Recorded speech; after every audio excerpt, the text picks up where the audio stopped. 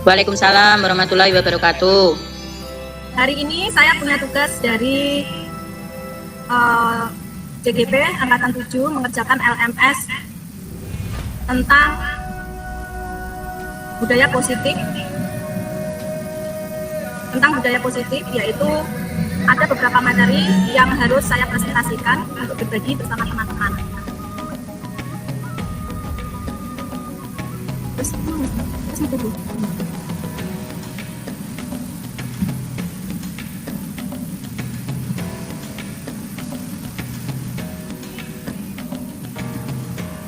Izinkan saya untuk share screen tugas yang saya dapat dari LMS,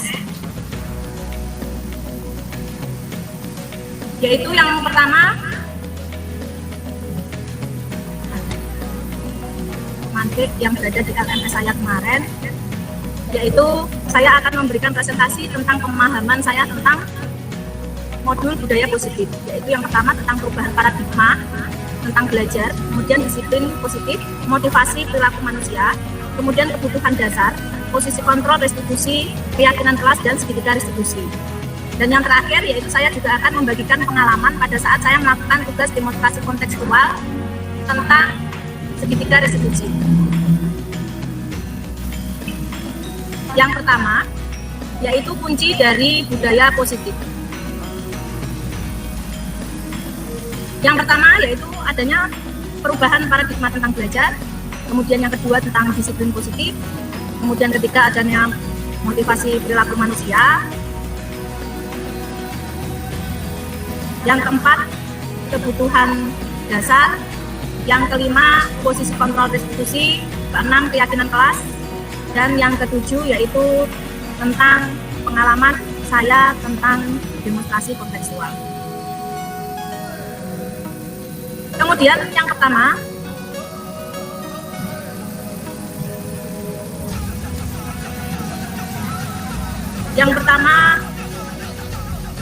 tentang perubahan paradigma belajar. Coba Anda mengepalkan salah satu tangan Anda, perhatikan jika kepalan tangan Anda itu di dalamnya terdapat sesuatu yang berharga. Nah, jika kepala tangan yang kuat dan berharga itu, kemudian ada teman kita yang membujuk, menghardik, atau memarahi, menggoda, mengkritik, menawari uang ataupun hadiah apapun, apakah tangan kita bisa terbuka? Teman kita adalah contoh dari motivasi dari luar, yaitu motivasi eksternal. Yang terjadi adalah kepalan tangan kita itu tidak akan terbuka. Kenapa demikian? Jika tidak muncul motivasi intrinsik yang ada pada diri seseorang, walaupun jika membuka akan mendapatkan sebuah hadiah. Jawaban dari teman-teman sebenarnya bermacam-macam, bervariasi. Akan tetapi kepalan tangan kita akan terbuka jika kita mempunyai kesadaran diri untuk membukanya. Jadi letak kontrol untuk membuka tangan kita sebenarnya adalah pada diri kita sendiri.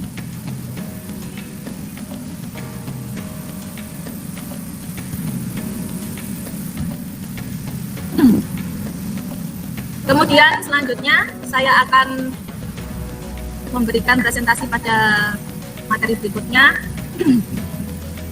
di mana disiplin positif itu mempunyai tujuan. Tujuannya adalah menanamkan motivasi. Motivasi itu pada murid kita, yaitu jika orang yang mereka inginkan dan menghargai diri sendiri dengan nilai-nilai mereka percaya ketika murid kita memiliki motivasi tersebut, mereka memiliki motivasi intrinsik yang berdampak jangka panjang, karena motivasi intrinsik itu tidak berpengaruh terhadap hukuman ataupun hadiah. Disiplin positif di sini adalah menanamkan motivasi yang sifatnya intrinsik. Kenapa kita memilih motivasi intrinsik? Karena motivasi intrinsik itu memiliki dampak yang panjang dibandingkan motivasi yang lain. Jika motivasi eksternal tadi seperti kepalan tangan kita terbuka karena motivasi eksternal, maka tidak akan berdampak panjang. Tetapi jika motivasi itu timbul karena dari dalam diri, maka motivasi itu akan berpengaruh pada diri seorang anak dan terus berkembang sesuai dan sampai jangka yang panjang dibandingkan motivasi eksternal.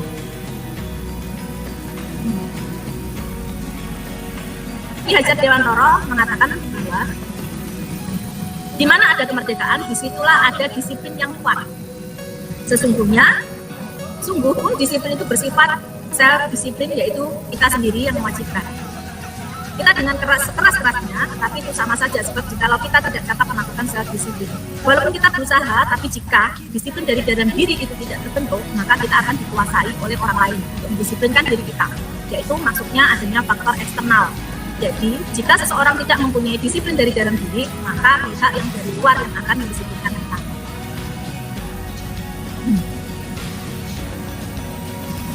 Motivasi perilaku manusia. Motivasi perilaku manusia, menurut Jan Gosen dalam bukunya Restlessing School Discipline menyatakan ada 3 alasan motivasi perilaku manusia, yaitu yang pertama, untuk menghindari ketidaknyamanan ataupun hukuman. Jadi motivasi itu timbul karena anak-anak itu menghindari adanya ketidaknyamanan ataupun hukuman. Jadi mereka melakukan hal tersebut karena ada dorongan dari pihak eksternal atau pihak dari luar. Kemudian yang B, yaitu mendapatkan imbalan atau penghargaan dari orang lain. Kita mendapatkan reward kalau kita mau disiplin, kita mau melakukan hal yang benar, akan tapi tidak akan melakukan dengan benar jika tidak ada reward. Itu merupakan motivasi dari eksternal. Kemudian, untuk menjadi orang yang mereka inginkan dan menghargai diri sendiri dengan nilai-nilai yang mereka percaya. Jadi kemudian ada 5 hal kebutuhan dasar dari manusia, yaitu yang pertama bertahan untuk hidup, kemudian adanya kebebasan, kemudian kasih sayang dan rasa diterima, penguasaan, dan juga kesenangan.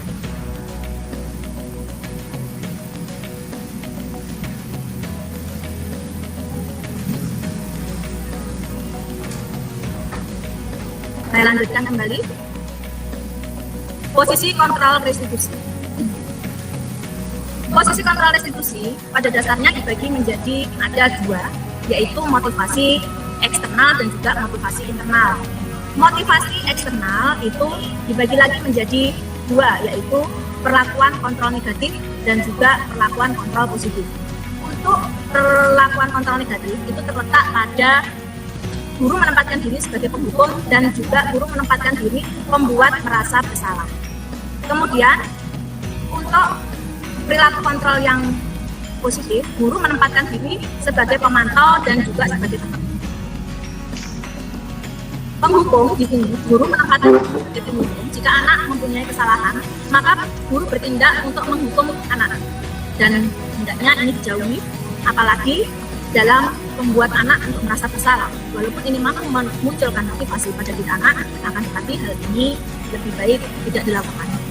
Kemudian perilaku kontrol positif, yaitu guru sebagai pemantau dan guru sebagai teman.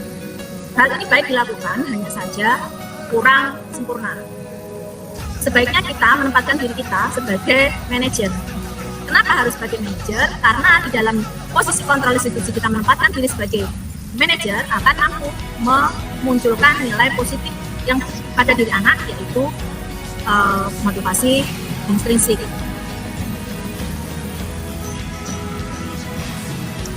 Sebelum kita melakukan motivasi, sebelumnya kita memberikan kepada anak yaitu tentang keyakinan kelas. Apa itu keyakinan kelas? Keyakinan kelas itu adalah suatu kegiatan di mana mendukung motivasi intrinsik, kembalinya nilai-nilai atau keyakinan yang lebih menggerakkan seseorang dibanding mengikuti serangkaian peraturan. Awalnya kita melakukan kegiatan yaitu tata tertib. Akan tetapi dengan menggunakan tata tertib biasanya anak kurang begitu memahami. Tapi dengan melakukan keyakinan kelas, anak akan paham. Kenapa demikian? Karena kalau kita menentukan peraturan, anak tidak ikut terlibat. Kalau kita melakukan keyakinan kelas, kita melibatkan anak pada saat kita membuat keyakinan kelas. Contohnya, waktu awal masuk tahun ajaran baru, kita bersama dengan anak-anak membuat keyakinan kelas atau peraturan kelas secara bersama-sama dengan murid dengan cara membuat sebuah peraturan keyakinan yang diakui oleh mereka. Mereka akan mengungkapkan tentang keyakinan kelas kepada teman-temannya. Kenapa? Misalkan, tidak boleh terlambat masuk sekolah. Masuk sekolah, sebelum masuk kelas, mencuci tangannya. Kemudian ada lagi keyakinan kelas, anak-anak merapikan mainannya setelah anak-anak bermain. Dengan melakukan keyakinan kelas tersebut dan mengajak anak-anak untuk membuat keyakinan secara bersama-sama, akhirnya akan muncul motivasi intrinsik yang ada pada diri anak-anak. Jadi, keyakinan kelas itu sangat penting karena keyakinan kelas memunculkan nilai-nilai intrinsik yang ada pada diri seorang anak. Kemudian, setelah itu kita juga menggunakan segitiga restitusi. Apakah itu segitiga restitusi? Segitiga restitusi adalah sebuah proses menciptakan kondisi bagi murid untuk memperbaiki sebuah kesalahan mereka sehingga bisa kembali ke kelompoknya dengan karakter yang kuat. Langkah-langkah dalam segitiga restitusi meliputi ada 3 langkah, yaitu yang pertama, menstabilkan identitas. Yaitu jika anak merasa bersalah biasanya emosinya itu sangat tinggi. Jadi tugas guru di sini adalah menstabilkan identitas. Setelah menstabilkan identitas, kita mulai memvalidasi tindakan salah atau kita menggali kenapa anak sampai melakukan sebuah kesalahan. Dan yang terakhir, kita menanyakan tentang keyakinan hal tersebut. Apakah hal itu sesuai atau tidak. Kemudian saya mulai membuat tentang segitiga restitusi yang saya berupa pengalaman saya. Waktu itu saya melakukan segitiga restitusi pada murid saya yang melakukan kesalahan.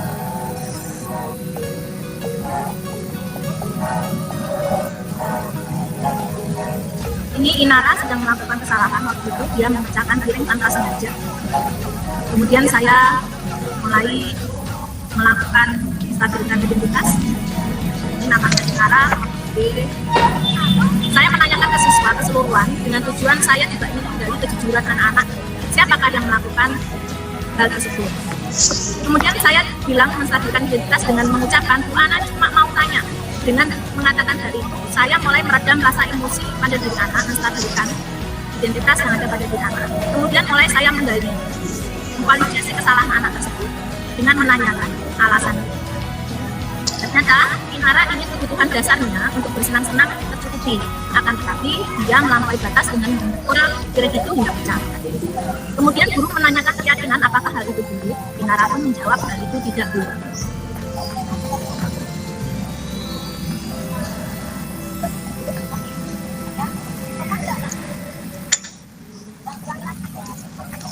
Keesokan harinya Inara juga mulai minta maaf dan akhirnya dia bermain tidak dipukul-pukul tapi hanya diletakkan saja tanpa dipukul.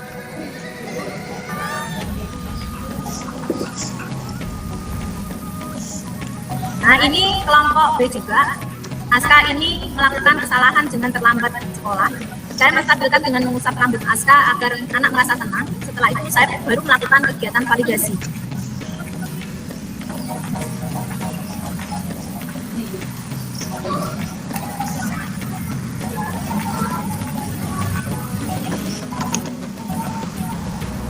Saya menstabilkan identitas dengan mengusap rambut Aska agar anak merasa tenang. Setelah itu, kemudian saya mulai memvalidasi masalah kenapa Aska sampai terlambat masuk sekolah. Dalam hal ini Aska bercerita kalau dia sering mimpi buruk. Saya pun memberikan solusi dan juga menanyakan keyakinan pada Aska tentang hal itu.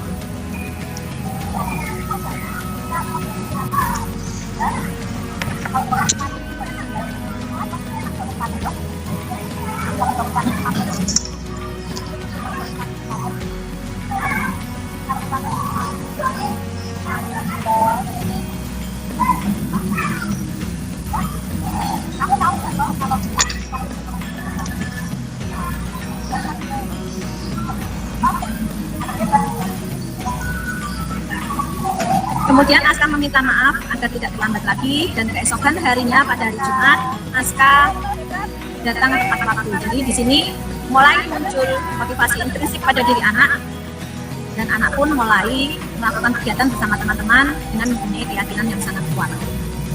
Demikianlah kegiatan yang saya lakukan dengan melakukan kegiatan restitusi.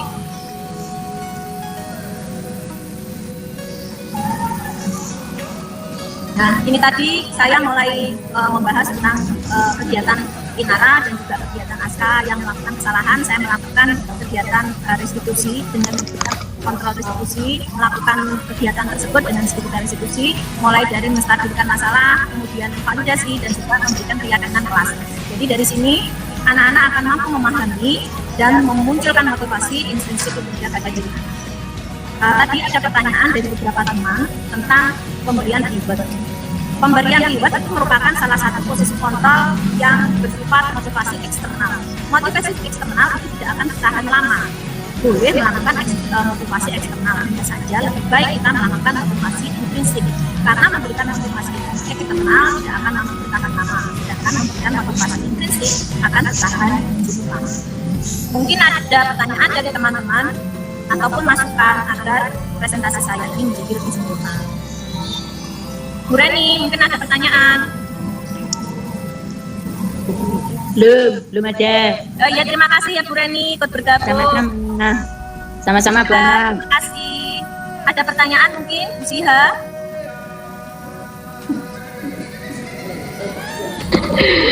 Tidak ada Bu Ana, sudah jelas penjelasannya. Terima kasih Bu Siha. Bu Noven, mungkin ada yang perlu ditanyakan atau masukan? Tidak ada Bu Ana.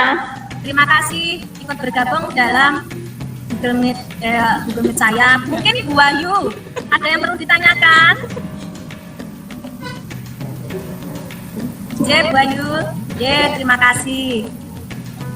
Sekian dulu teman-teman presentasi yang bisa saya berikan tentang budaya positif. Jika ada kata kata atau perilaku saya yang kurang berkenan, saya mohon maaf. Wassalamualaikum warahmatullahi wabarakatuh. Waalaikumsalam warahmatullahi wabarakatuh. Sukses ya. Terima kasih. Terima kasih.